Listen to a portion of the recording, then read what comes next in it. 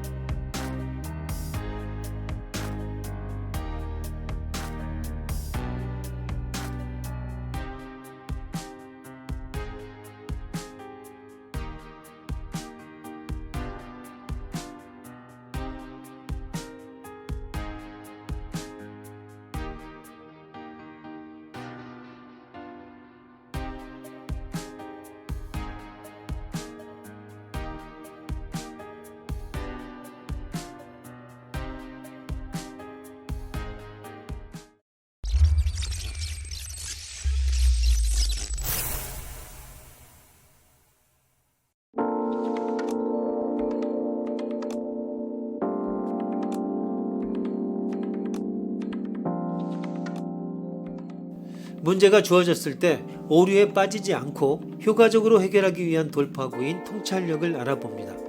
그중 하나는 우리의 판단이 실수일 가능성이 있다는 점을 인정하는 것입니다.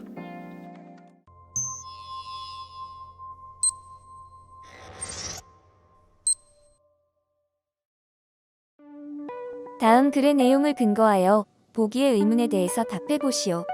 인간 정신은 사물들을 똑같고 단순한 것으로 간직하기를 좋아한다. 인간 정신은 편안함을 추구하기 때문에 미결정된 채로 남아있는 문제는 서둘러 봉합된다. 증거가 요구하는 회의적 태도는 버려진다. 이성이 종종 요구하는 판단 중지를 참을 수 없기 때문에 우리는 전혀 이해가 되지 않는 세계에서 산다는 것이 견딜 수 없다. 그래서 우리는 그 세계에 대해 그릇된 상을 구성하게 된다. 보기. 한때 심장이 영혼의 중심이라고 믿었다. 왜? 사람들은 오랫동안 이렇게 믿었던 것일까? 왜 지구가 태양 주위를 돌고 우주의 중심이 아니라는 것이 일반화되는데 오랜 시간이 걸렸는가? 왕은 신에 의해 선택되었고 남성이 여성을 지배한다는 생각을 믿은 이유는 무엇인가?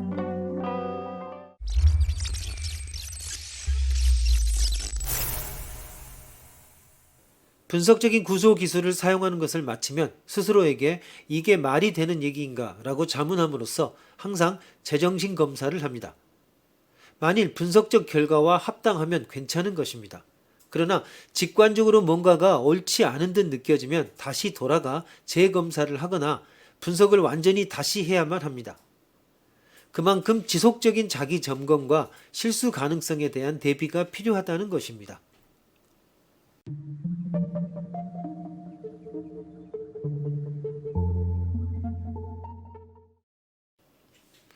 판단의 역할과 실수의 가능성 사이에 명백하고도 직접적인 상관관계가 있습니다.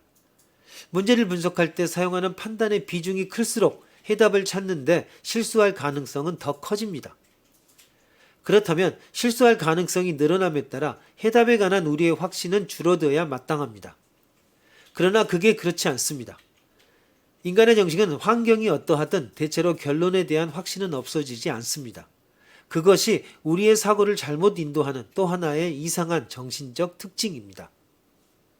우리는 마음속에 떠올린 설명이 증거와 들어맞지 않을 때조차 어쨌든 그 설명을 받아들이고 그렇게 함으로써 안도감을 느낍니다.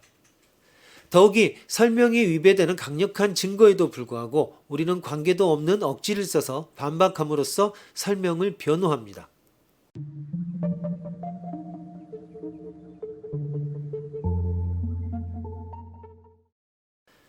다음에서 자이나교의 공입파가 저지르는 잘못의 원인이 무엇인지 생각해 봅시다.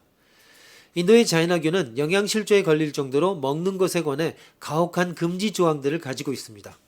특히 공입파는 어떠한 종류의 육식도 생명을 공격하는 것이라는 이유로 금지합니다. 비슷한 이유로 농업에 종사하는 것도 금지됩니다. 폭력을 행하는 것에 대한 공인파의 두려움은 채소에까지 적용됩니다. 그래서 그들은 가지에서 떨어진 잎과 과일만을 먹습니다. 자이나기어 수도사들은 의복 역시 어떤 것에 대한 폭력이기 때문에 옷을 입지 않습니다. 케발린이라고 부르는 절대적 지식을 성취한 고행자들은 전혀 먹지 않습니다.